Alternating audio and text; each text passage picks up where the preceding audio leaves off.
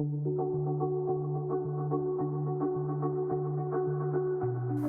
we're in Chicago, having a meetup tonight. Thai restaurant, of course, because that's what we do.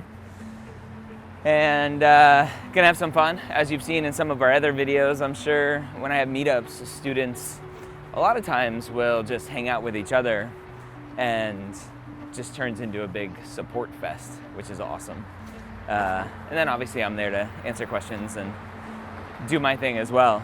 But it's always a good time, so I can't stress it enough that when you are out there, be out there with your fellow students and don't hide in your room all the time studying for the MCAT. So do that. Make sure you're getting out there and collaborating with all those other students. Because remember, those students are not your competition. You are competing against yourself every day. And that is the ultimate goal. So just checking my DMs, and one student asked a question, and I read it, and like, I understand that as pre-med students, there's just so much stress around doing everything right. But at some point, you have to understand that the question you are asking is just so micro, right? In the big picture of applying to medical school, this question of, do medical schools look at the differences between taking fundamentals of organic chemistry in lab and then organic chemistry 1 plus lab versus organic chemistry 1 and 2? Like, just take the classes. Just take the classes. That's all you gotta do.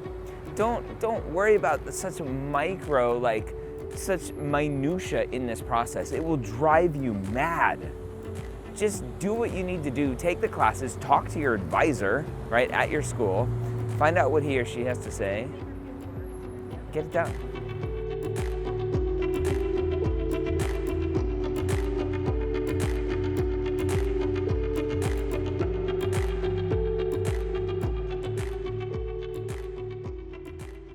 So it's the same thing. I'll have students ask, like, I do registration in the emergency room. Like, I go into the emergency room and talk to the patients and register them in our computer system. That's clinical experience because I'm talking to the patient.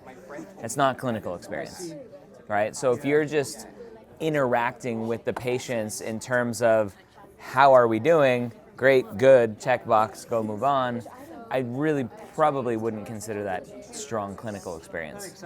Scribing 1,000%. But let's just talk about scribing. If scribing is the only thing you have on your application, let's assume, you apply next year, right? So you applied June of 2020, and you stopped clinical experience scribing in August of 2019, this year? Or was it last year? So 2019,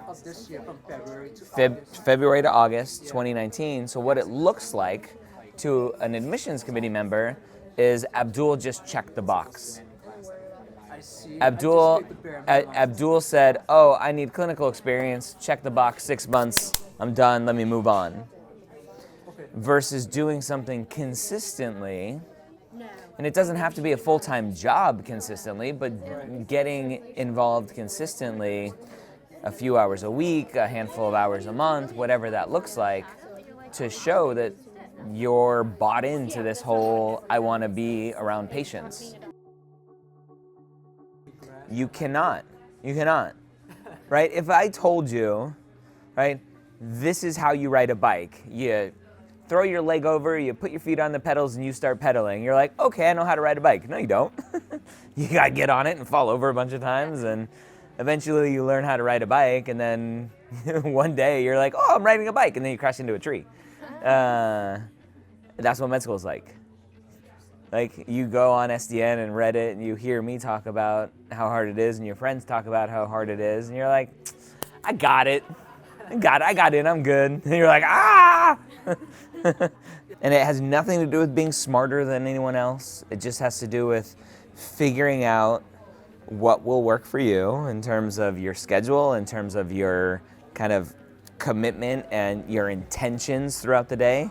Like this, get off this shit, right? Yeah. I see med students like responding to Facebook posts that I have. I'm like, I know you're struggling because we just had a conversation about it. Why are you on Facebook replying to my messages or to my posts? Like, turn it off. Allow yourself like 30 minutes a day on this total. Check out. I failed my first med school test. I wasn't ready. Oh, I saw that. Yeah. I was ready, but I wasn't ready. I couldn't carry over the same skills that I had from undergrad and college or from high school and undergrad. And luckily, I was smart enough that I didn't really have to work hard and really hone my study skills. Yeah. And then med school punched me right in the face. And then I had to figure it out. That's the MCAT's the hardest test.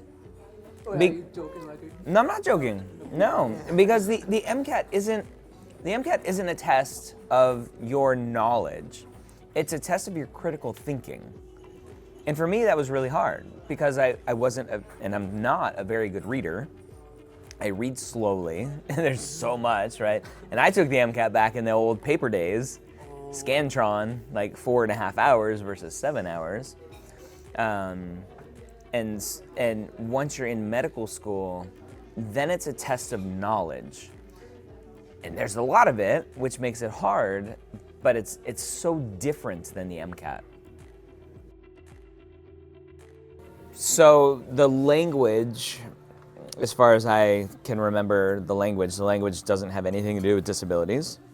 The language doesn't say anything about race or ethnicity. The language is all around, it's super vague to begin with. It's really vague. And a lot of it is focused around underserved medical populations. Like, do you come from a population that you think was underserved medically? And that's just top of my head without looking at the exact definition. I think there may be some language in there about, like, were you or your family on government assistance programs like SNAP or Medicaid or things like that. But at the end of the day, the disadvantage statement is completely up to your interpretation. The definition is vague. You don't have to meet certain criteria to check the box or not check the box. So disadvantage through disability? Sure, disadvantage because you came from an area where nobody was doctors or nurses. Women couldn't be doctors or nurses? Sure. It can't hurt you unless you're ignorant about what a disadvantage means. And it's not to diminish anything to say, oh, like, I didn't grow up in poverty, so I'm not disadvantaged. Like, you can have disadvantages around anything, right? Whether you grew up in a traumatic household, whether you grew up wherever. It all depends. Like a student who I was working with last year, grew up probably very similar neighborhood. He is Latino, grew up in a very poor neighborhood, lots of violence, saw his friend at a young age get shot at the playground, like disadvantaged background.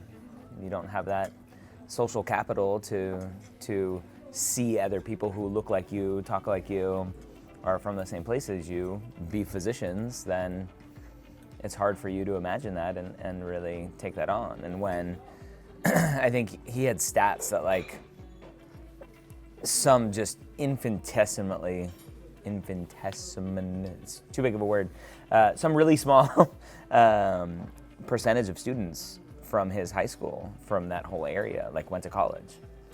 Mine barely graduated high school. Yeah. So it paints a picture of, again, going back to Abdul, like, what you've been able to accomplish in your life based on the obstacles in your way. And so it shows a lot that you've been able, it shows who you are, your character, your grit, it shows what you've done with that. And that's awesome. Your GPA might not be as stellar as someone else, your MCAT score might not be as stellar as someone else, but it's still freaking awesome. In my mind, the MMI is something you don't have to prepare for. You have to understand it, which is why it's good to do a mock MMI. But outside of that, there's nothing to prepare for. I think it's different than a traditional interview where there's questions, these like very pointed questions, and it's impossible to prepare for every question in a traditional interview. It's impossible to prepare for every moral, ethical scenario that will come at you during an MMI. And unfortunately, students want to have the resource of, give me the book that has 1,000,001 MMI scenarios so that I just understand, I can go through them, I can think about them. I'm like, no, that's not the point of preparing. The point of preparing is understanding that you are going to walk into a room and these 3 or 4 or 5 different types of scenarios or stations, and you need to understand that there are good ways of responding and bad ways of responding, and understand kind of just the basics around that, and you're good, right? Understand that you don't want to scream and yell at a patient when the patient is screaming and yelling at you. I've talked to students who are like, I kind of lost my cool. I'm like, you're not going to get in. And specifically at the school that you're interviewing at. So be prepared for a little bit of a stress station maybe, where they may challenge you. At the end of the day, the MMI, like every interview, is a conversation. The MMI is just more structured around something specific, but it's still a conversation. And you will have a better time at it because you are your age with your life experiences, assuming that you have a career where you get along with people. I would hope so, right? Just seeing the interactions tonight, I can assume that. And so you take those life experiences and you're just transplanted into a station. And you talk. And you listen. Something students aren't very good at doing. Right? Here's this patient that's yelling at you, and you go in and be like, oh, my job is to tell the patient to shut up and sit down and be quiet, right? You're disrupting everyone else. And students don't listen and pick up on the things that the actor is trying to get across to you.